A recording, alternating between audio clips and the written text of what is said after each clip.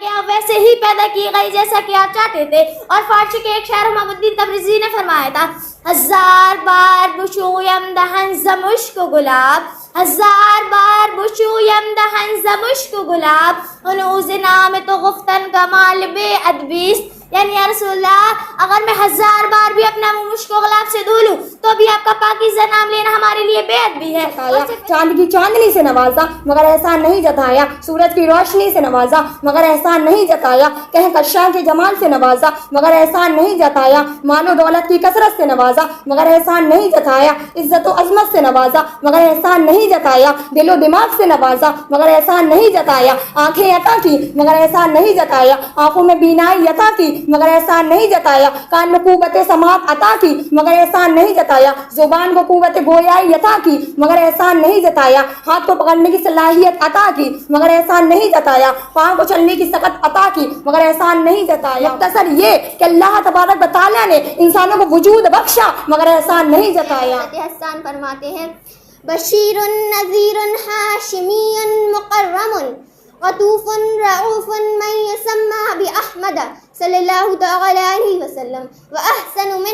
وأحسن منك لم تر قط عینی وأجمل منك لم تلد النساء, خلقت مبرأ من كل عیب كأنك قد خلقت كما تشاء. یعنی حضرت حسان فرماتے ہیں, یا رسول اللہ, آپ سے زیادہ خوبصورت میری آنکھوں نے کبھی کسی کو دیکھا نہیں, آپ سے زیادہ حسن جمال والا کسی عورت نے کسی کو جنا نہیں, آپ ہر عیب سے بری اور پاک و صاف پیدا کیے گئے, گویا کہ آپ ویسے ہی پیدا کیے گئے جیسا کہ آپ چاہتے تھے. یہ زمین و زماں, مکین و مکان, یہ صبح و مساء, یہ شمس و قمر, یہ برگ و ثمر, یہ شجر و حجر, یہ سب حضور ہی کا صدقہ ہے. اسی سلسلے میں حدیث قدسی ہے, لولاک لما خلقت الافلاک والارضین, اے محبوب اگر آپ کو پیدا کرنا مقصود نہ ہوتا تو میں زمین پیدا کرتا نہ آسمان. زمین و زماں تمہارے لیے, مکین و مکان تمہارے لیے, زمین و زماں تمہارے لیے, مکین و مکان تمہارے لیے, چنین و چنا تمہارے لیے, بنے دو جہاں تمہارے لیے, دہن میں زباں تمہارے لیے, بدن میں ہے جاں تمہارے لیے, ہم آئے یہاں تمہارے لیے, اٹھے بھی وہاں تمہارے لیے. اس زمین و زماں, یہ مکین و مکان, یہ شبہ و مساء, یہ شمس و قمر, یہ برق و ثمر, یہ سب حضور ہی کا صدقہ ہے. اسی سلسلے میں حدیث قدسی ہے, لولاک لما خلقت الافلاک والارضین, اے محبوب اگر آپ کو پیدا کرنا مقصود نہ ہوتا تو نہ زمین پیدا کرتا نہ آسمان. اسی لیے تو مجددین و ملت سرکار اعلی حضرت فرماتے ہیں, زمین و زماں تمہارے لیے, زمین و زماں تمہارے لیے, مکین و مکان تمہارے لیے, چنین و چنا تمہارے لیے, بنے دو جہاں تمہارے لیے. تعلیم قرآن عام ہو جائے کہ ہر پرچم سے اونچا پرچم اسلام ہو جائے. الحمدللہ آج ام حبیبہ تعلیمی سینٹر پر طالبات کے درمیان تقریر و خطابت کا ایک مقابلہ رکھا ہے, جس میں نے ایک ٹاپک دیا تھا حضور علیہ الصلاۃ والسلام کے مبارک زندگی اور حضور علیہ الصلاۃ والسلام کے سیرت طیبہ پر. اس ٹاپک پہ سبھی طالبات نے تقریر یاد کی ہے اور اس پہ تقریریں سنائیں گی. پھر ہم اس میں سلیکٹ کریں گے کہ کون فرسٹ پوزیشن حاصل کرنے والی ہے اور کون سیکنڈ پوزیشن اور کون تھرڈ پوزیشن. 5 طالبات نے اس مقابلے میں حصہ لیا ہے اور 5 کی تقریر آپ کو سننا ہے. ایک ہی ٹاپک پہ سبھی بچیاں تقریر کریں گی اور پھر اس میں ہم چوز کریں گے کہ اس کی تقریر سب سے اچھی ہوئی. جس کے تلفظ سب سے اچھے رہے اور انداز بہتر رہا, تقریر سب سے اچھی ہوئی,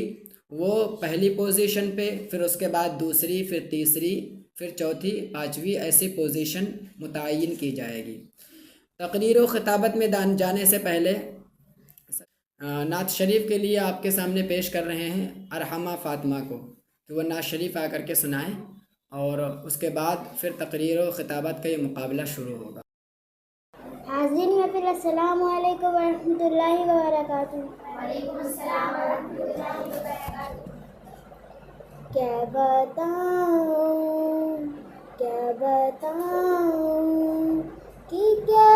مدینہ ہے, کیا بتاؤں کہ کیا مدینہ بس میرا مدعا مدینہ ہے، اٹھ کے جاؤں کہاں مدینے سے، اٹھ کے جاؤں کہاں مدینے سے، کیا کوئی دوسرا مدینہ ہے، کیا کوئی